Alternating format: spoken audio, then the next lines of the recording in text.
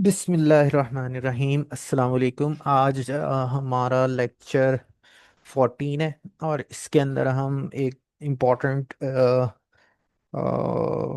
चीज़ है wages and tips income. इसको हम 1040 के अंदर रिकॉर्ड करते हैं। ये बेसिकली हमारा, क्योंकि हम पर्सनल टैक्स पढ़ रहे हैं और जब हम पर्सनल टैक्स यानी कि किसी भी इकोनॉमी में मोस्टली वो लोग ज़्यादा होते हैं जो जॉब करते हैं। लाइक जैसे पाकिस्तान है, पाकिस्तान में जॉब करने वाले लोग ज़्यादा हैं एज़ कम्पेयर टू बिजनेस करने वाले या ब्यूरोक्रेट्स या अदर शुबों में जो हैं। इसी तरह सारी दुनिया में वो लोग ज़्यादा हैं जो जॉब्स करते हैं, तो उनको हम इंडिविजुअल्स कहते हैं। और इंडिविजुअल अपना पर्सनल टैक्स जमा कराता है। दैट्स लाइक आप पाकिस्तान में, इंडिया में, बांग्लादेश में कहीं जॉब कर रहे हैं, तो आप अगर कॉर्पोरेट सेक्टर में जॉब कर रहे हैं तो क्या होगा कि आपकी इनकम जब सैलरी मिलती है तो उसमें से आपका इनकम टैक्स डिडक्ट हो जाता है। इसी तरह यूनाइटेड स्टेट्स के अंदर उन लोगों को एक फॉर्म फिल करना पड़ता है जिसको जो सैलरी करने वालों को मिलता है, उस फॉर्म को हम कहते हैं W2। ये फॉर्म्स को याद रखना, जैसे अभी हमने last time I believe W4 को डिस्कस किया था, जिसके अंदर ये पता चलता है कि इनका कितना टैक्स विदहोल्ड होता है और न्यू एम्प्लॉयर उतना ही टैक्स उनका विदहोल्ड करता है। करेक्ट। तो ये जो वेजेस एंड टिप्स इनकम है, इसको जो हम रिपोर्ट करते हैं, ये हम किस में रिपोर्ट करते हैं इसको? W2 में। ठीक है, तो पर्पस क्या है? To understand wages and income is taxable. Objective क्या है? Explain the income from wages and tips एक टैक्सेबल होती है जो भी वेजेस से आए। अच्छा, वेजेस और सैलरी में क्या फर्क होता है कि सैलरी नॉर्मली ये है कि एक फिक्स अमाउंट पाकिस्तान में मिलता है आफ्टर 30 डेज बाद। वेजेस नॉर्मली इस सेंस में लिया जाता है जो per hour rate, United States में आप काम करेंगे नॉर्मली तो आप पर आवर रेट से काम करेंगे यहाँ से बैठ के, जो आपको पर आवर पे करेगा। ठीक है। और टिप्स वगैरह जो रेस्टोरेंट में काम करते हैं या किसी को भी आप कहाँ जा रहे हैं और खुश होकर जो पैसे दे रहे हो, डेफिनेटली टिप्स है और वहाँ वो टिप भी दे रहे हैं जो वो टैक्सेबल है। Describe how the wages and tips income is reported to employ. किस तरह से करते हैं? बैकग्राउंड क्या है कि wages, salary, bonus and commission are compensation receive by employee for service perform. जो भी वो सर्विसेज किसी रेस्टोरेंट में दे रहा है या जॉब वाला अपनी जॉब में दे रहा है, पेट्रोल पंप पे काम करने वाला वहां दे रहा है, डिफरेंट सेक्टर्स के अंदर जो भी लोग कर रहे हैं वो या तो बिजनेस कमीशन ले रहे हैं या प्रॉपर्टी का काम करते हैं या कोई सेल्स का काम करते हैं, उन पे जो कमीशन ले रहे हैं और उस सैलरी वाले को जो बोनस मिल रहा है, इन सब पर जो रिसीव करता है एम्प्लॉई अपनी सर्विस परफॉर्म करके, उस पे जो भी इनकम आती है उसको उस पे टैक्स देना पड़ता है। और उसके लिए जो वो फॉर्म यूज करता है उस फॉर्म को W2 कहते हैं। लाइक एग्जाम्पल दे रहे हैं, फूड सर्वर, अच्छा, beggar, handler, hair dresser and other service receive tip as gratuities. Gratuities क्या होती है? मेहरबानी के तौर पे, लाइक दिस ले लेना। नॉन कंपल्सरी नहीं हो कि यू हैव टू पे, दिस इज ग्रेजुटस एक्ट, कि ये मैंने खुद से वॉलंटरली दिया है। ग्रेजुटस मतलब ये होता है। ग्रेजुटस एक्ट मतलब ये होता है जिसपे कोई nobody can enforce, but आप वो खुद से कर रहे हो, तो इसको कहते हैं ग्रेजुटस एक्ट। हम लॉ में पढ़ते हैं ग्रेजुटस, और वॉलंटरी एक्ट भी कहते हैं, और नॉन ग्रेजुटस होता है। तो this is gratuities for the service perform. अच्छा, wages, salary, bonus, and commission, and some tips may be in the form of cash, goods, and service awarded और टैक्सेबल बेनिफिट। तो चाहे कैश हो और चाहे कैश में मिले चाहे कैश में ना मिले, वो आपकी टैक्सेबल है, are taxable and need to be report on the taxpayer individual income tax return. और जब वो इंडिविजुअल का इनकम टैक्स रिटर्न बनाएगा तो उसमें उसको रिपोर्ट करना है। और वो इंडिविजुअल जब भी अपना टैक्स प्रिपेयर करेगा तो उसको कौन सा फॉर्म करना है आपको याद रखना है, 1040। अच्छा, इसको 1040 भी कह सकते हैं, हमने पहले भी डिस्कस किया है, मगर यूनाइटेड स्टेट्स की लैंग्वेज के अंदर जो हर डिफरेंट शोबों की डिफरेंट लैंग्वेज होती है। लाइक प्रॉपर्टी वाले जब काम करते हैं तो कोई प्लॉट बिक रहा है तो बोलते हैं मुझे मार्केट में ये आवाज़ आ रही है, लाइक कितने पैसे इसकी बोली लग गई है वो, तो हम इसको जो टैक्स की टर्म्स है उसके अंदर हम इसको बोलते हैं 1040। तो आपको भी इसको 1040 फॉर्म ही कहना है जो इंडिविजुअल अपना टैक्स सबमिट करने के लिए, जैसे हमारे इंडिविजुअल अगर अपना टैक्स सबमिट करेंगे एफबीआर में तो कोई फॉर्म डेफिनेटली यहाँ यूज हो रहा होगा, इसी तरह यूनाइटेड स्टेट्स के अंदर जो फॉर्म यूज हो रहा है उसको हम क्या कहते हैं, उसको हम 1040 कहते हैं, ठीक है, जो इंडिविजुअल यूज करता है। Are reported on form W2 wage and, अच्छा ये जो फॉर्म W2 है ना, इसको वेज एंड टैक्स स्टेटमेंट भी कहते हैं, ठीक है। आगे चल के हम एक दो क्वेश्चन पूछेंगे आपसे तो उसमें हम पूछ लेंगे, तो इसको आप याद रखिएगा, आपके लिए याद रखना है, अच्छी बात है। अच्छा, employer report federal income tax withheld, जो एम्प्लॉयर की रिस्पॉन्सिबिलिटी है, जैसे हमारे यहाँ पाकिस्तान के अंदर भी क्या होता है, टैक्स सिस्टम के अंदर ये होता है कि भाई हर बंदे से आप गवर्नमेंट आके नहीं पूछेगी कि आपका टैक्स हुआ नहीं हुआ, वो क्या बोलती है, गवर्नमेंट जाती है कंपनी फैक्ट्री वालों के पास और कंपनी के पास कि भाई आपके इतने एम्प्लॉई हैं, नंबर ऑफ एम्प्लॉई हैं, आप क्या क्या सैलरी दे रहे हैं, हमें हमें रिकॉर्ड दें, वो रिकॉर्ड उनको प्रोवाइड करते हैं, तो उनकी हर एक की सैलरी डिसाइड होती है। फिर यहाँ पर सैलरी का हर साल स्लैब आता है कि जिसकी इनकम 6 लाख है, जीरो वो एग्जाम्प्ट है, जिससे 6 लाख 1 रुपए से लेकर 10 लाख तक है वो 15% देगा, और उससे ज्यादा है इतने इतने इतने इतने इतने इतने, तो वो क्या है, एक स्लैब बने हुए हैं। तो ये इम्प्लॉयर की रिस्पॉन्सिबिलिटी है कि वो इम्प्लॉई का टैक्स डिडक्ट करके विथहोल्ड कर कर उनकी सैलरी में से जमा कराएगा गवर्नमेंट को, ठीक है। इम्प्लॉय खुद कोई भी, nobody are willingly to go to pay the tax, किसी को भी नहीं लगता कि वो अपनी जो इनकम कमाई है उसमें से जाकर वो टैक्स पेयर करे। तो इम्प्लॉयर विथहोल्ड करेगा इम्प्लॉई का टैक्स, और जब वो कमाएगा, अमेरिकन के अंदर एक था as you earn as you pay, जब वो कमाएगा, क्योंकि लोग देते नहीं थे, बाद में साल एंड में टैक्स रिटर्न जमा कराते थे पूरे साल का, तो जब पूरा साल खत्म हो जाता था तो खा पी के पैसे खत्म हो जाते थे, तो टैक्स देने के पैसे ही नहीं रहते थे। तो अब फिर क्या लॉ बना कि भाई जिस वक्त उसको मंथली सैलरी मिल रही है ना, आप उसका उसी वक्त विथहोल्ड करो और हमें जमा कराओ, IRS में जमा कराओ। अच्छा देखो, IRS जैसे हमारा यहाँ पर FBR है ना, तो उस तरह से यूनाइटेड स्टेट्स में जो टैक्स को कंट्रोल करता है वो क्या है, IRS। IRS का मतलब क्या है, IRS का मतलब है, जैसे ये लोगो लगा हुआ है IRS, इसका मतलब है इंटरनल रेवेन्यू सर्विस। जितने भी इंटरनली रेवेन्यू जनरेट होते हैं ना वो टैक्स से, जो एक्सटर्नल टैक्स होगा जो बाहर वालों पे लगेगा, नॉन US रेजिडेंट्स पे लगेगा, वो कस्टम ड्यूटी वगैरह लगेगा उन पे, अगर वो इंपोर्ट करते हैं एक्सपोर्ट पे हो तो ड्यूटीज लगती हैं, टैरिफ लगते हैं, ये लगते हैं, मगर जो इंटरनल हैं उनके अपने मुल्क के अंदर रहने वाले हैं उन पर जो टैक्स लग रहा है उसको IRS कंट्रोल करेगा। क्लियर है, तो IRS मतलब क्या है, इंटरनल रेवेन्यू सर्विसेज डिपार्टमेंट है। अच्छा, और तो इम्प्लॉयर विद होल्ड करेगा और इम्प्लॉयर रिस्पॉन्सिबल है को गवर्नमेंट को सबमिट करे, ठीक है। Employer reported federal income tax with hold, social security tax with hold और मेडिकेयर टैक्स। तो जो यूनाइटेड स्टेट्स में 3 तरह के टैक्स ये लोग विदहोल्ड करते हैं कि जो एक तो इनकम टैक्स विदहोल्ड करेंगे, सोशल सिक्योरिटी टैक्स विदहोल्ड करेंगे और मेडिकेयर का टैक्स काटेंगे, यानी कि जो आपको जो लोग मुल्क के अंदर हैं और जो अब जॉब नहीं कर रहे 65 की एज से ज़्यादा के, उन लोगों को जो मेडिकेयर की फैसिलिटीज़ है और सोशल सिक्योरिटी फंड मिलते हैं वो लोगों की सैलरी में से कट के मिल रहे होते हैं। तो यानी कि डिपेंडेंट्स की इकोनॉमी पे बर्डन ज़्यादा होता है।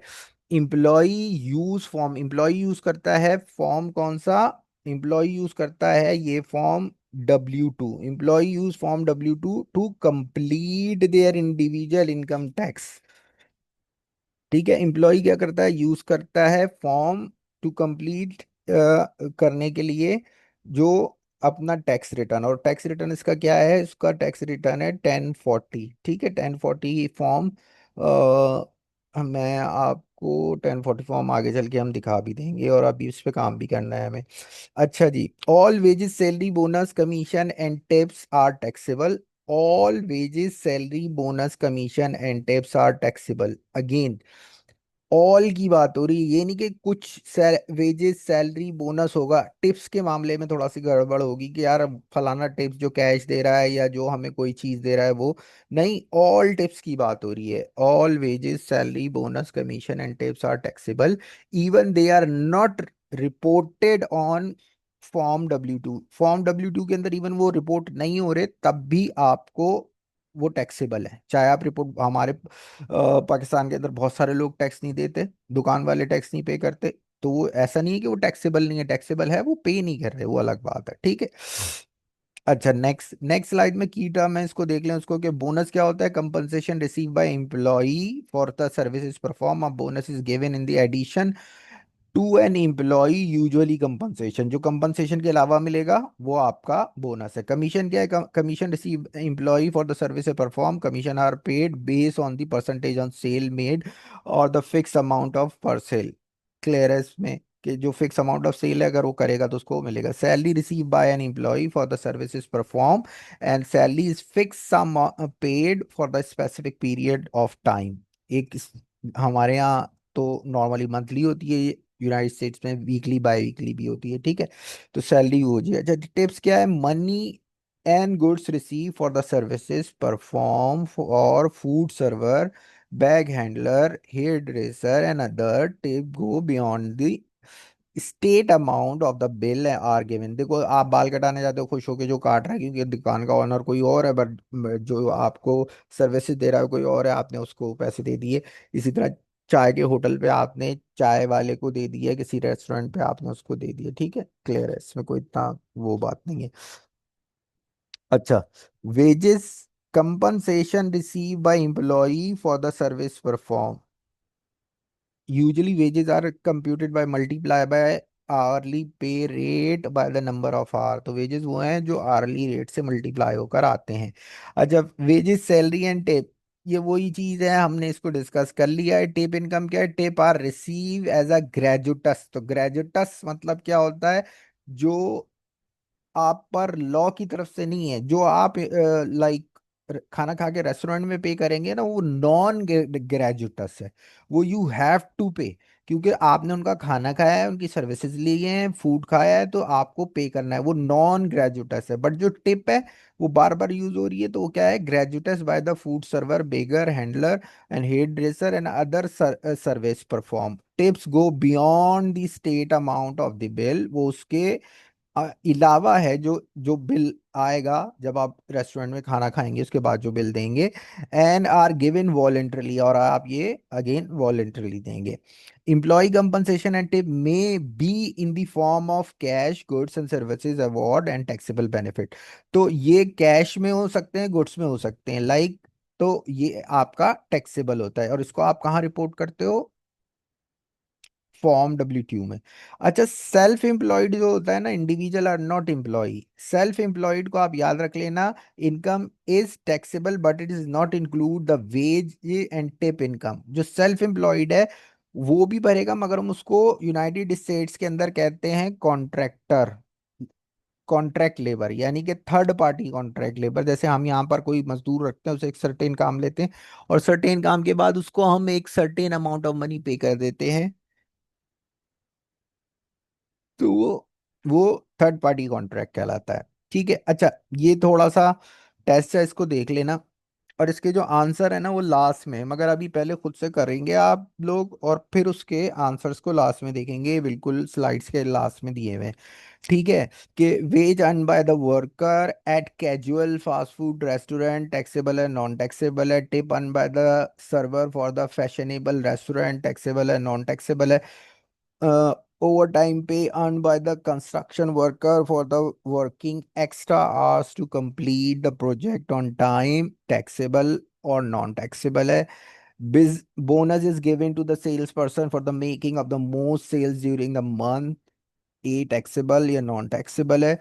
Free lawn care services for the month of Mary room employeehood development and handbook for the new employee, taxable है या नॉन टैक्सेबल है, ठीक है।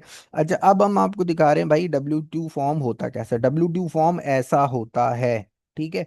ये क्या है, wage salary and tip income reported in the form W2 wages, और W2 form को हम क्या कहते हैं, वेजेस एंड टैक्स स्टेटमेंट भी कहते हैं, वेजेस एंड टैक्स स्टेटमेंट भी कहते हैं।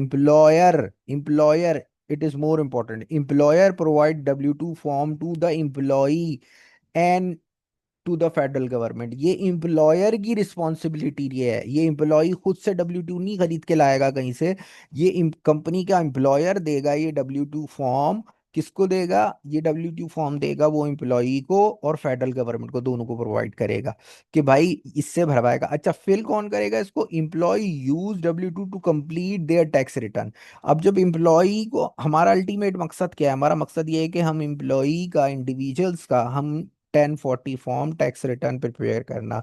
तो उसका जो टैक्स रिटर्न प्रिपेयर होगा तो उससे हम ये W2 जरूर लेंगे, और भी चीज लेंगे, मगर जो मेन चीज है, जो हम उससे उसका शनाख्ती कार्ड या ड्राइविंग सोशल सिक्योरिटी कार्ड या ड्राइविंग लाइसेंस या ड्राइविंग कार्ड, ये लेना है, उसके साथ W2 लेना है, क्योंकि इसमें इसकी सारी, कितना विदहोल्ड हुआ है, कितनी इनकम है, ये सब मेंशन होता है। ठीक है, तो आपको ये देखना है।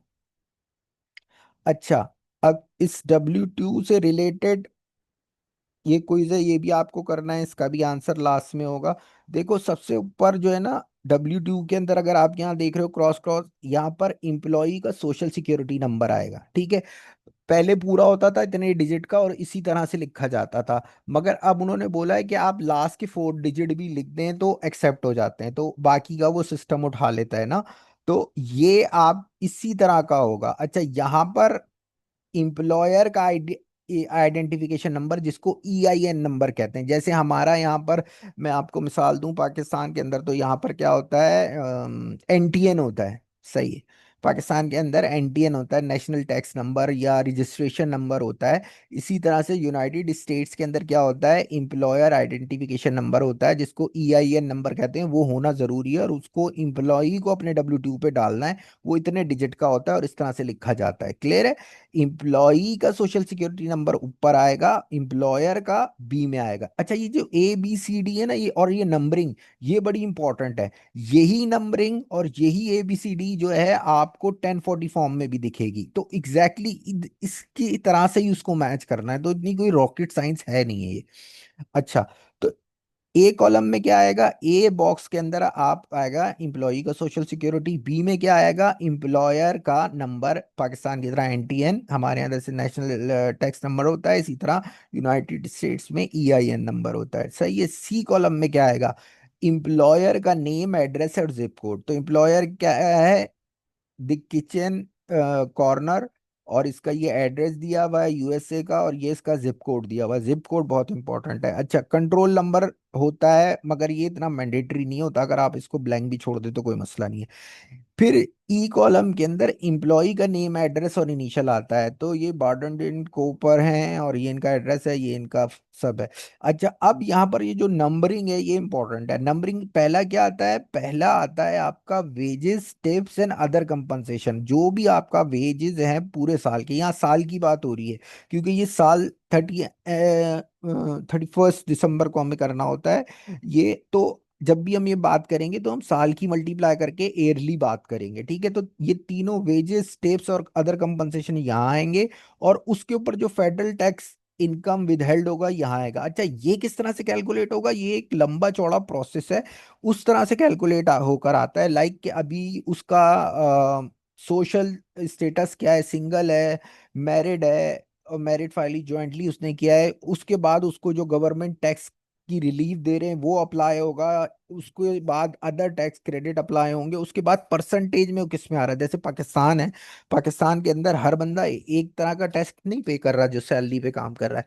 वो क्या कर रहा है, जिसकी सैलरी, भाई वो लेट सपोज वो कहते हैं कि जिसकी सैलरी जो है वो सालाना 6 लाख से कम है, वो टैक्स नहीं देगा। जिसकी 6 लाख 1 रुपए से लेकर सपोज 12 लाख रुपए है, वो 10% देंगे। जिसकी 12 लाख 1 से लेके जो है 15 लाख है, वो इतना परसेंट देंगे, इतने। तो स्लैब में आएगा, इसी तरह उनका आएगा। तो जिस स्लैब में ये आएगा उस स्लैब के मुताबिक टैक्स कैलकुलेट होकर आया है, इसी तरह। अच्छा, इसी तरह देखो, ये सोशल सिक्योरिटी वेजेस हैं। सोशल सिक्योरिटी वेजेस में और वेजेस टिप्स और इसमें डिफरेंस है। मेडिकेयर वेजेस सेम है।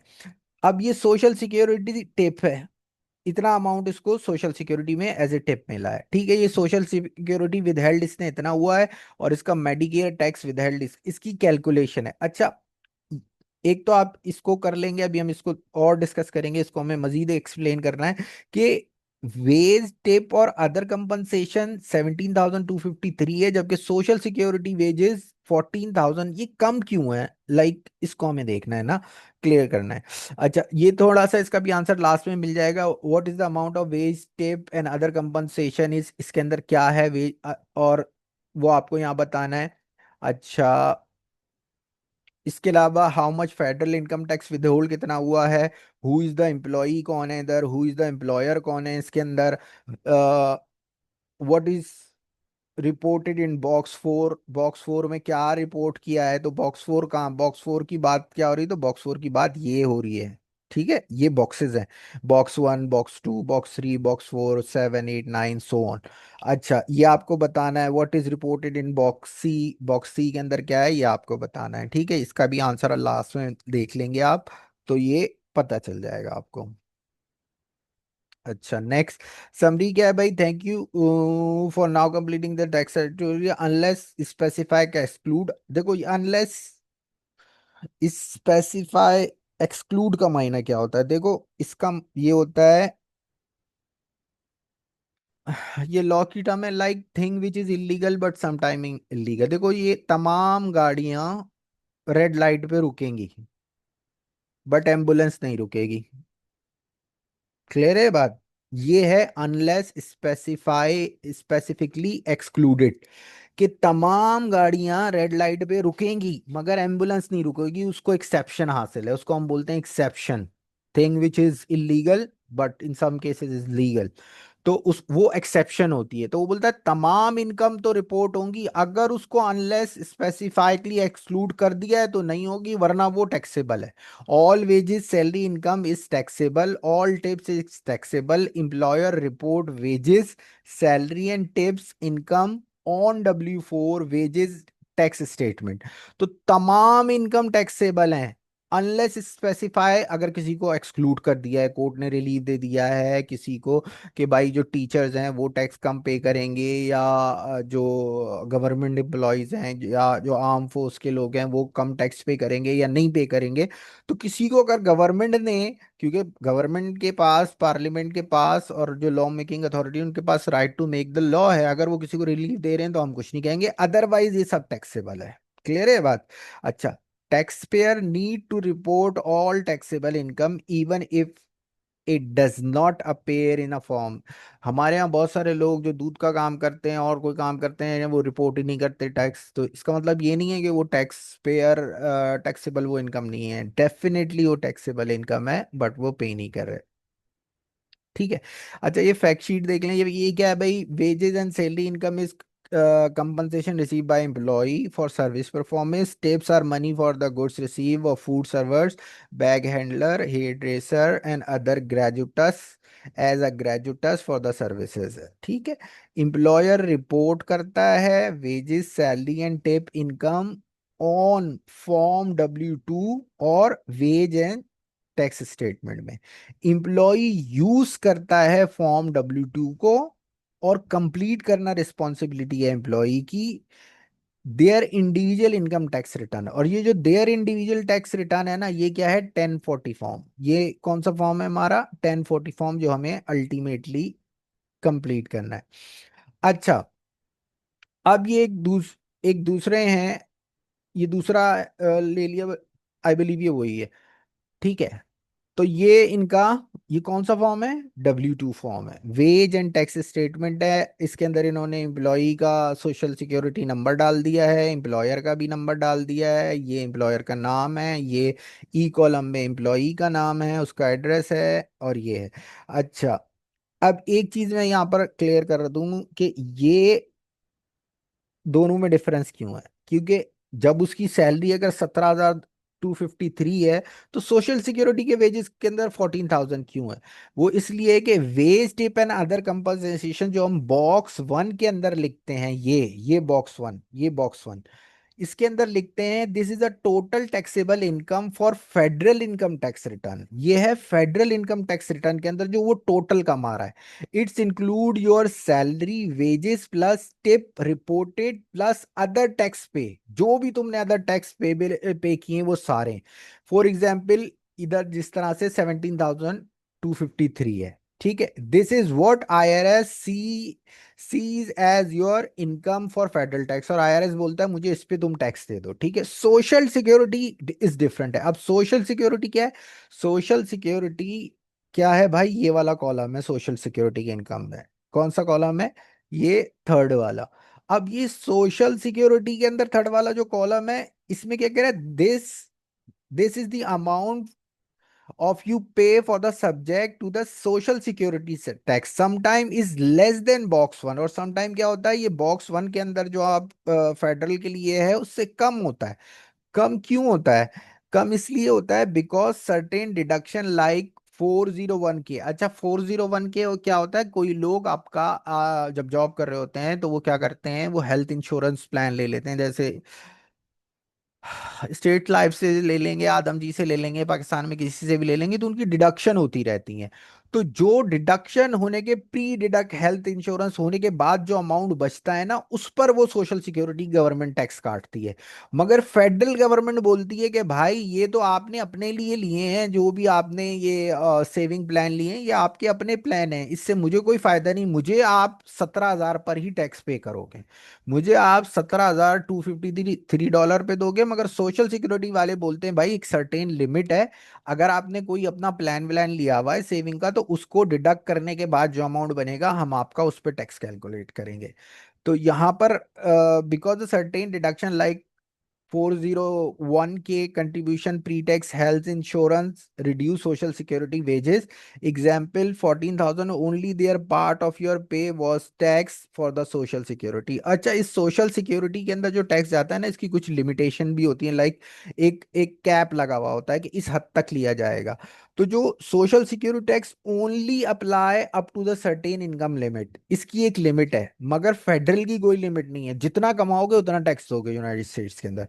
This is called social security wage base cap है। लाइक वो कैप क्या है? For example the number of changing every year, in 2024 the cap is 168,600 dollar, जिसकी इनकम 168,600 डॉलर सालाना होगी, वो और मोर देन वो इसी अमाउंट पे पे करेगा। ठीक है, इसी तरह यू कैन अर्न, अगर आपकी इनकम 2024 के अंदर $200 है, $2,000, $2 लाख है, हुई है इन द ईयर ऑफ 2024, तो सोशल सिक्योरिटी जो कैलकुलेट होगा वो 168,600 पर ही होगा, $2 लाख पर नहीं होगा, क्योंकि ये लिमिट है। So you won't see the social security tax on the extra 31,400, तो इससे ऊपर आपका नहीं होगा। ठीक है, इसी तरह से मेडिकेयर टैक्स है। Medicare tax does not have any cap. अगर आप देखोगे जो सोशल सिक्योरिटी की इनकम है वही मेडिकेयर की इनकम भी है, इसके ऊपर भी जितना जितना भी आप कमाएंगे उस पे आप टैक्स देंगे परसेंटेज के हिसाब से। लाइक फर्स्ट कॉलम और फिफ्थ कॉलम सेम है, बट थर्ड कॉलम चेंज क्यों है? क्योंकि यहाँ पर एक कैप लगा हुआ है, और वो हर कैप ईयर टू ईयर जब टैक्स आता है चेंज होता है। यहाँ पर क्या कह रहा है? Medicaid tax does not have a cap, no matter how much you earn, all your wages are tax or Medicare. On the top of that, high earn may be on the extra 0.9% Medicaid tax। जो भी हो, जितना कमाओ, 2 लाख कमाओ, $10 लाख सालाना कमाओ, उस पे दो। The difference between social security tax stop after the certain limit, medicare keep going on the forever no limit. ठीक है, जितना कमाओगे उतने पर फेडरल गवर्नमेंट भी तुमसे टैक्स लेती है, बोलती है मुझे जितना कमा रहे हो मुझे आप मेरा हिस्सा दें। और मेडिकेयर का टैक्स भी है, ये जो हमने लास्ट टाइम डिस्कस किया था, टोटल 6.7 पॉइंट समथिंग होता है, जिसमें से 6.2, आई बिलीव, एग्जैक्ट नंबर मुझे याद नहीं है, कि 6.2 जो होता है हमारा वो सोशल सिक्योरिटी होता है, 1.4 समथिंग वो मेडिकेयर होता है। ठीक है, तो ये बात इंपॉर्टेंट है। अच्छा। अच्छा, अब रियल लाइफ प्रैक्टिस क्या है एक सिनेरियो की, कि हम एक सिनेरियो डिस्कस कर रहे हैं, उसके अंदर हम जो है एक आर्टिफिशियल पर्सन का एक प्रोफाइल देखेंगे और अपना टेक्स्ट फॉर्म को कंप्लीट करेंगे। ठीक है, यहाँ पर इसके अंदर क्या है कि using your W2 to file your 1040 form, हम जो है W2 को यूज करते हुए 1040 फॉर्म को क्या करेंगे? फिल करेंगे, ताकि हमें मैनुअली, फिर आपको सॉफ्टवेयर तो और डाटा एंट्री आसानी हो जाती है, अभी मैनुअली आपको पता होना चाहिए कि किसमें क्या होता है, ताकि आपको इस पे कमांड हो, चाहे कोई भी सॉफ्टवेयर हो, चाहे कोई भी लाइक के मैनुअल, क्योंकि हमारे समटाइम जब क्लाइंट आता है तो हम उसको जितने भी सॉफ्टवेयर हैं, ये आपको जो टर्बोटैक्स है, जो प्रो कनेक्ट है, जो लेजर्ड सॉफ्टवेयर है, ये आपको फिल करने देते हैं, मगर जब आप इसका प्रिंट लेने जाते हैं ना तो उस वक्त बोलता है आप पे करें तब प्रिंट देंगे, अदरवाइज आप प्रिंट, और इसके पेजेस होते हैं लाइक 52 पेजेस, और इस तरह से पेजेस होते हैं जो आप क्लाइंट को देते हैं फिल करके, और क्लाइंट फिर आपको पे करता है। तो क्लाइंट मोस्टली बोलता है भाई मुझे आप फिल करके दे दो, मुझे सॉफ्टवेयर, जब आप उसको सॉफ्टवेयर का बताओगे कि सॉफ्टवेयर एक्स्ट्रा पैसे चार्ज कर रहा है आपको $250 और इतना डॉलर, तो वो फिर थोड़ा सा हेजिटेट होता है। तो आपको सब टाइम में काम करना आना चाहिए। तो अभी हम आपको मैन्युअली बता रहे हैं कि ये चीज़ें इधर से आएंगी, ये चीज़ें आप लेंगे, और इस तरह से आप 1040 फॉर्म को क्या करेंगे, फिल करेंगे। अच्छा, मोर इम्पोर्टेंट बात कि भाई चैनल्स को जो है ना, अभी तक हमारे ये लाइक साल हो गया, जो सब्सक्राइबर हुए हैं वो 500 हुए हैं, वो भी थैंक यू सो मच कि आप लोगों ने सपोर्ट किया। मगर इससे मुझे मोटिवेशन नहीं मिलती, क्योंकि there is no lunch in this world. आप सबको भी पता है कि जो भी कोई फ्री का कोई काम है ही नहीं। तो हम आपसे नहीं कमा रहे, हम यूट्यूब से कमाना चाह रहे हैं। तो आपसे हमें सिर्फ ये सपोर्ट चाहिए कि हमें इस टैक्स सीजन में हमारे 1000 सब्सक्राइबर हों, ताकि हमारी कोई अर्निंग यूट्यूब से हो, आपसे कुछ ना हो। तो उसके लिए आपको क्या करना है कि अगर आपने अभी तक खुद इसको सब्सक्राइब नहीं किया तो आप इसको सब्सक्राइब करो। और हर बंदा बहुत सारे ग्रुप्स में ऐड होता है, उनसे बोल के हमारा चैनल सब्सक्राइब आप करवाएं, क्योंकि जब हम मेरी सब्सक्रिप्शन बढ़ेगी तो इसमें टाइम डिफरेंट जगह से डाटा कॉपी पेस्ट करते हैं, स्लाइड्स उठाते हैं, फिर बनाते हैं, फिर आपको समझाते हैं, तो इसमें टाइम लगता है। यही टाइम अगर हम किसी और क्लाइंट के साथ या कहीं लगाएं तो हमें पैसे मिलते हैं, मगर डेफिनेटली यूट्यूब से बेहतर है। आप बहुत सारे इंस्टीट्यूट में हैं जो आपसे अच्छा खासा पैसा डिमांड करते हैं, और वो तो बहरहाल, तो आप इंशाल्लाह फ्यूचर में हम टाइमली इसको अपलोड करते रहेंगे। बट अगर आपका रिस्पांस हम देखेंगे, तो अगर आप हमें यही रिस्पांस मिल रहा है कि हम पूरी पूरी लेक्चर बना के यहाँ अपलोड करते रहें, हमारा टाइम भी लगे, सब लगे, और हमें आपकी तरफ से कोई रिस्पांस नहीं मिल रहा, तो फिर इसको कंटिन्यू करना हमारे लिए काफ़ी मुश्किल हो जाएगा। ठीक है, थैंक यू सो मच। अच्छा, तो हम क्या कर रहे हैं, हम यूज़ कर रहे हैं W2 फॉर्म, और फाइल कर रहे हैं 1040 फॉर्म। ठीक है, तो इस इनका नाम है सीली, हम इसको किंग बुला लेते हैं, इजीली किंग। इसका नाम है किंग लड़की का। और ये जो है ना सेम्युलेटेनियसली, इसका मतलब होता है एग्जाम्पल। बाकी आप गूगल कर लीजिएगा। You will take on the role of the king in order to learn how to use information of form W2 to complete the form 1040। ठीक है, नेक्स्ट देखते हैं। इसकी ये प्रोफाइल है, इसकी प्रोफाइल क्या है, ये इसका नेम है। एम्प्लॉयमेंट क्या है, coach at any town high school में है। मेरिट फाइलिंग स्टेटस इसका सिंगल है, यानी क्या सिंगल है, अभी इसकी शादी नहीं हुई है, और इसके ऊपर कोई डिपेंडेंट भी नहीं है। जरूरी नहीं है सिंगल है, ये हेड ऑफ हाउस होल्ड हो सकती है अगर इसका कोई डिपेंडेंट हो, लाइक इसके फैमिली में कोई बच्चे हैं और ये उनकी टेक केयर करती है, तो ये एज ए अपने आप को head of house hold register करा सकती है। स्पाउस नेम, शादी इसकी हुई नहीं है तो कोई स्पाउस भी नहीं है। चिल्ड्रन इसका नॉन है। US सिटीजन है, यस। अच्छा, यू आर एम्प्लॉयर, यानी कि ये एम्प्लॉई है एज अ कोच, इसकी एनुअल अर्निंग क्या है, $27,500। ठीक है, और congratulation you receive a small raise in June, और इसको जून के अंदर कुछ रेज भी मिलेगा। तो यहाँ पर ये एक थोड़ा सा हिंट दे रहा है कि भाई अभी इसकी बेस सैलरी तो जो सालाना मिलेगी इसको $27,500 मिलेगी, बट इसको जून में रेज भी मिल सकता है। At the end of the tax year she receive W2 form the school, इसने W2 फॉर्म लिया, एंड इसने W2 फॉर्म को रिफ्लेक्ट दैट मेड, इसको जो सालाना इनकम मिली है वो 28,345 मिली है, जबकि इसको मिलनी कितनी थी, इसका रेज लग गया है, इसका इंक्रीमेंट लग गया है। लाइक इसको सालाना इनसे बात की थी तो इसको मिलनी थी 27,500, मगर अभी इसको रिसेंटली इसकी इनकम कितनी मिल गई है, इसको 28,000, जो के साथ है। Your employer is required to to furnish your 10 on January 31st के, तो एम्प्लॉयर बोल रहा है आपसे क्या आप मुझे अपना W2 फिल करके दें January 31st पर। To review the scenario information and click the profile. अब हम आगे चलते हैं इसका। अब ये इसका W2 है। ठीक है, इसके W2 के अंदर आप देखें, इधर इसका यहाँ पर क्या होता है, ए कॉलम के अंदर इसका सोशल सिक्योरिटी नंबर होता है, जैसे शनाख्ती कार्ड नंबर। बी कॉलम के अंदर एम्प्लॉयर का EI नंबर होता है, और ये एक हाई स्कूल में जॉब करती है। और सी कॉलम के अंदर एम्प्लॉयर का नेम, एड्रेस और उसका सारी इंफॉर्मेशन होती है। डी कॉलम में कंट्रोल नंबर होता है, जो कि नहीं है। ई कॉलम के अंदर एम्प्लॉई का first first name, last name, middle name होता है, और उसका एड्रेस होता है।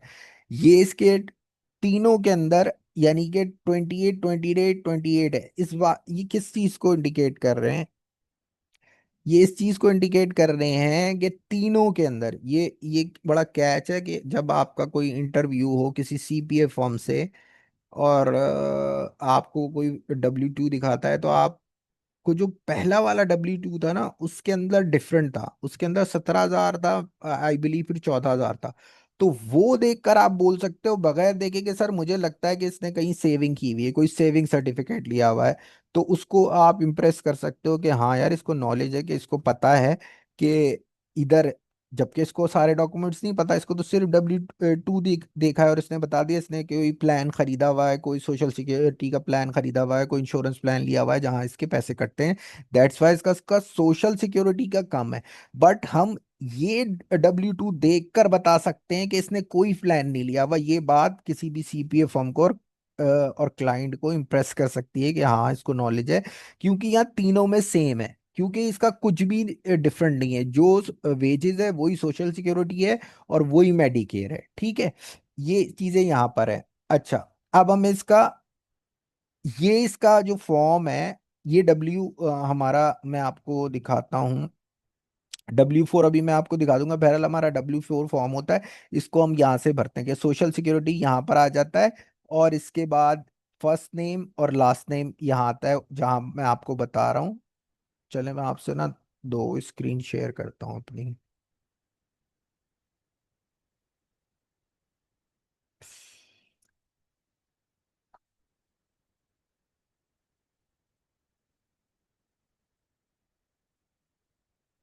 ठीक है। अच्छा, ये इसका जो है ना, इस तरह से 1040 फॉर्म होता है। आई बिलीव आपको मेरी दोनों स्क्रीन्स दिख रही होंगी। ठीक है, तो जो ये होता है, मैं कंफर्म कर लूं कि आपको दोनों स्क्रीन मेरी दिख रही हैं, क्योंकि फिर रिकॉर्ड करना बेकार ना हो जाए। जी, तो इसके अंदर ये इसका 1040 फॉर्म है, इसको हम बड़ा कर लेते हैं।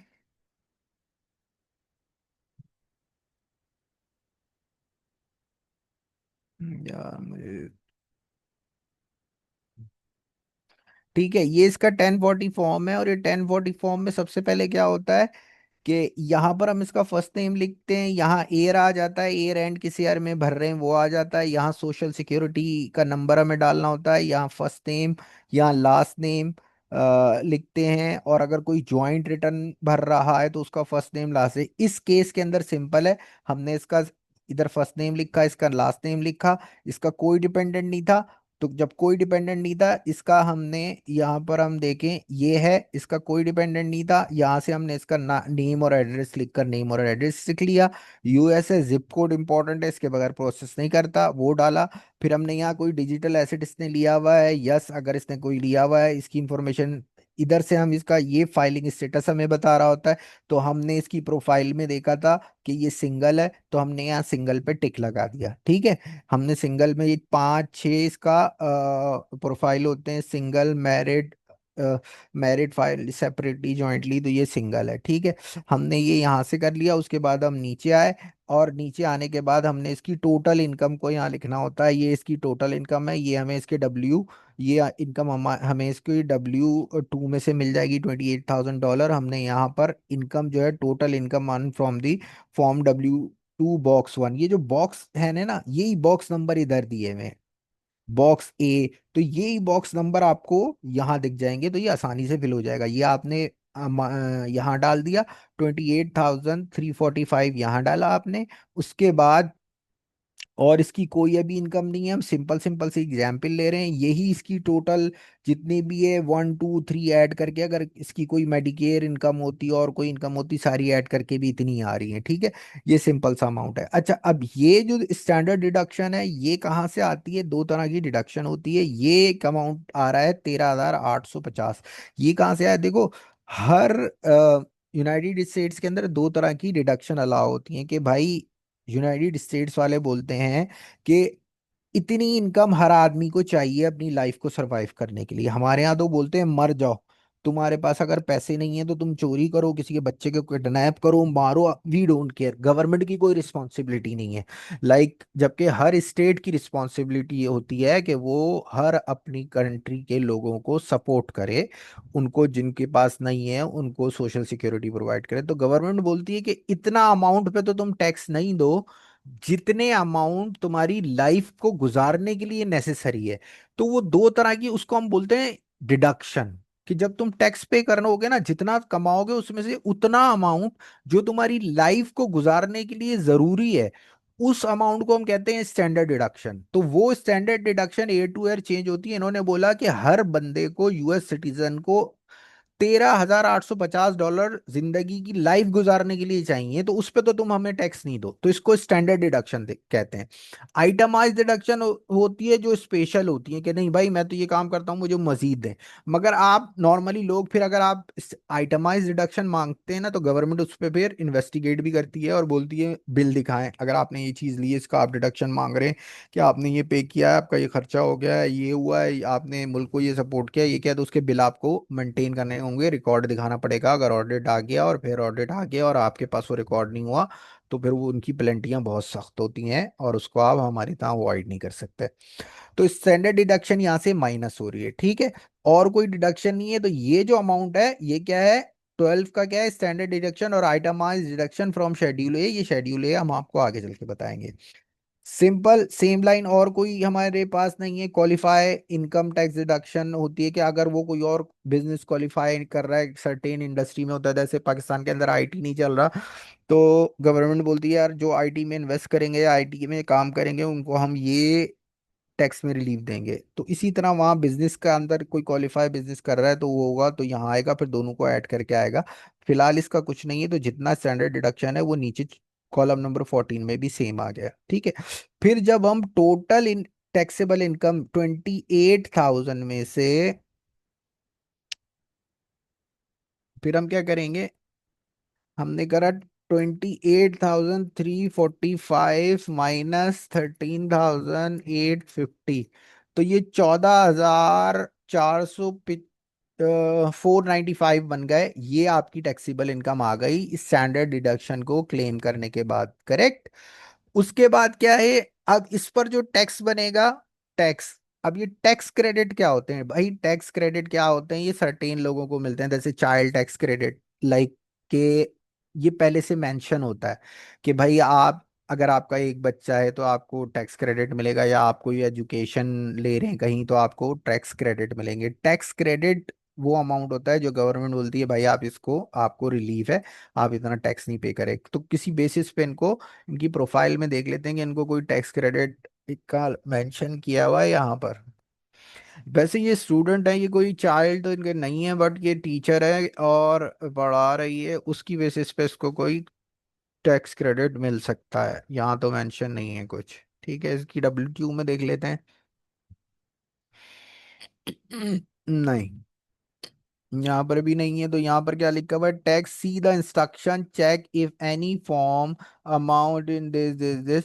तो ये वो टैक्स क्रेडिट होता है। ये टैक्स क्रेडिट का चैप्टर हम आगे डिस्कस करेंगे अपने नेक्स्ट लेक्चर के अंदर, तो हम आपको बताएंगे टैक्स क्रेडिट किसकी बेसिस पे अप्लाई होते हैं। तो बहरहाल इन्होंने यहाँ पर एक टैक्स क्रेडिट दिया हुआ है, ये अमाउंट उनका टैक्स क्रेडिट से माइनस हो रहा है। अच्छा, पेमेंट, ये वो पेमेंट्स होती हैं जो आप ऑलरेडी कर चुके हो, जो आप गवर्नमेंट को, क्योंकि देखो गवर्नमेंट क्या करती है, गवर्नमेंट बोलती है भाई जब कमाओ उसी वक्त मुझे टैक्स दे दो। मुझे नहीं पता जब टैक्स का टाइम आएगा उस वक्त तुम खा चुके होगे। तो ये वो टैक्स है जो आपकी सैलरी में से हर महीने डिडक्ट होता है, आप हर महीने दे रहे होते हो। तो जो फेडरल इनकम टैक्स, अब इधर W2 देखो, इधर W2 में जो फेडरल इनकम टैक्स है ना 2707, ये आप ऑलरेडी पे कर चुके हो, तो इसको अमाउंट को आप यहाँ से माइनस कर लोगे, ठीक है, जो आपने टैक्स पूरे साल ऑलरेडी पे कर दिया है। तो जब जो टैक्स पूरे साल आपने ऑलरेडी पे कर दिया है उसमें से ये टैक्स जो आपका बनता था, आपका जो टैक्स की इनकम बनती थी स्टैंडर्ड डिडक्शन को माइनस करके 14,495, इसमें से आपका ये वाला टैक्स क्रेडिट आपने माइनस किया, जो आपने ऑलरेडी पे कर दिया था वो माइनस किया, तो आपकी ये रिफंड बना। तो या तो आपका रिफंड बनता है या टैक्स ओ करते हो। जो आपकी टैक्सेबल इनकम थी, यानी कि आपकी टैक्सेबल इनकम, अब इस बात को अभी तुमको ना थोड़ा सी कंफ्यूजन होगी, मगर इसको इतना ना घबराना है ना कुछ करना है, सिंपल से समझ लो ये आपकी टैक्सेबल इनकम है। इस पे कोई ना कोई परसेंटेज अप्लाई हुई होगी, इस पे अब वो परसेंटेज अप्लाई होगी जो मैंने बताया ना, कि जैसे पाकिस्तान के अंदर है कि अगर 6 लाख से कम है तो कोई टैक्स नहीं है, 6 लाख से ज्यादा है तो इतना परसेंट, इतना परसेंट, इतना परसेंट। तो कोई परसेंटेज अप्लाई होती है जो जिसको हम कहते हैं प्रोग्रेसिव टैक्स रेट, जो यूएस में हर ईयर जो है अपडेट होते हैं, उनको अप्लाई होकर एक अमाउंट आएगा, ठीक है। वो जो अमाउंट आएगा उसके अंदर से ये टैक्स क्रेडिट और जो ऑलरेडी आपने पे किया है माइनस कर देंगे। अगर उसके बाद भी पॉजिटिव वैल्यू बचती है तो वो टैक्स का अमाउंट आपको गवर्नमेंट को पे करना है, और अगर नेगेटिव वैल्यू बचती है तो गवर्नमेंट आपको उतना का उतना अमाउंट ही रिफंड कर देती है। यहां पर आपको वो अपना बैंक अकाउंट नंबर और राउटिंग नंबर डालना है और बता देना है, बैंक उसी वक्त आपके अकाउंट में पैसे जमा करा देती है। इसको गलत भर दो तो बोलो गलत भर दोगे, अगर 100 लोग गलत भर दें, 1000 लोग, लाख लोग गलत भर दें, तो गवर्नमेंट उनके लाख लोगों के अकाउंट में उसी वक्त रिफंड कर देती है। हमारे यहाँ तो रिफंड आते नहीं है। हमने जॉब की है फैक्ट्रीज के अंदर, तो वहाँ हमने देखा जो एक्सपोर्ट कर रहे होते हैं यूनाइटेड स्टेट्स में, उनको गवर्नमेंट का बहुत ज़्यादा रिफंड बन जाता है टैक्सेस का। तो बोलते हैं रिफंड निकलवाना हमारे पाकिस्तान में पॉसिबल है ही नहीं, यानी कि रिफंड नहीं करती है गवर्नमेंट टैक्स। तो मगर यूनाइटेड स्टेट्स में जैसे ही रिफंड बनता है वो आपके अकाउंट में फौरन से क्रेडिट कर देते हैं, आपको कहीं चक्कर लगाने की जरूरत नहीं पड़ती। मगर अब वो जब इन्वेस्टिगेट करेंगे, जब जिस पे रेंडमली अगर शक हो गया कि इसने कोई डॉक्यूमेंटेशन में ऊपर नीचे की है और अपना टैक्स रिटर्न को गलत किया है, तो उसका वो घर भी नीलाम कर देते हैं। तो इसलिए वहां लोग इस टैक्स वाले कम में बिल्कुल सही सही फिगर्स बताते हैं। क्लियर है ये बात? तो यहाँ पर आपको रिफंड के लिए अपना बैंक अकाउंट नंबर डालना है, और अगर रिफंड नहीं होगा तो टैक्स ओ करोगे तो वो यहाँ पर आ जाएगा अमाउंट। फिर यहाँ पर साइन डेट करके और किसने प्रिपेयर किया है, यहाँ पर हमारा नाम आएगा टैक्स प्रिपेयर का, और उसका PTN नंबर आ जाएगा, अगर उसका है तो उसके बनाने का तरीका हमने आपको बता दिया है। अब पिछली वीडियोस में वो आप देख लीजिएगा, वो आपको इजीली समझ में आ जाएगा। तो अब हम इसको सिंगल स्क्रीन करते हैं,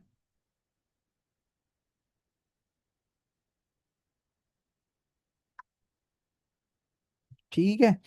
तो इस तरह से हमने आज क्या पढ़ा, आज हमने ये पढ़ा कि हम फॉर्म W2 को लेकर फॉर्म 1040 को किस तरह से फिल करते हैं, ठीक है। अब इसमें वही सारी चीजें कि inter your with holding from W2, यहाँ पर हम विद होल्डिंग इंटर करते हैं जो हमने 2070 मैंने आपको बताया, और ये हिंट भी दी रही है, सीधा बॉक्स नंबर 2 जो आपने बॉक्स नंबर 2 के अंदर देखा उसको यहाँ इंटर करना है। फिर यहाँ का है since you have no other source of income you have completed your tax return that's all left to do and review your return, बस आपको अपना रिड्यू कर रहा है और आपकी कोई इनकम है नहीं, ठीक है। अब क्या करेगा, आर यू गेटिंग रिफंड और do you want owe more tax, तो या दो ही आंसर होंगे। आप बता दो उसको कि मेरा रिफंड बन रहा है इस टैक्स जो अभी हमने भेजा है, और इसको आंसर कर दो कि हमारा रिफंड बन रहा है या हम वो कर रहे हैं, तो जो भी है हमने देखा हमारा भी रिफंड बन रहा है।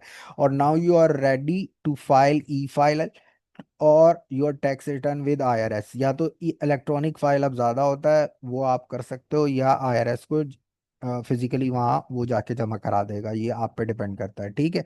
अच्छा, ये अब टेस्ट है, ये टेस्ट आप क्वेश्चन देखेंगे that the wages tax, the wages and statements tax also known क्या होता है, which of the following is true, which of the following, ये सारे हैं, इसको आप देखकर इन क्वेश्चन के जवाब देंगे और एंड में इसके आंसर है, मगर कोशिश करना पहले सारे क्वेश्चन करो और फिर आंसर देखो, ताकि तुम्हारी नॉलेज में इजाफा हो। ठीक है, एकदम से नहीं देख लेना। ठीक है, आज के लिए हम इतना ही। Thank you so much, thank you so much. अस्सलाम वालेकुम।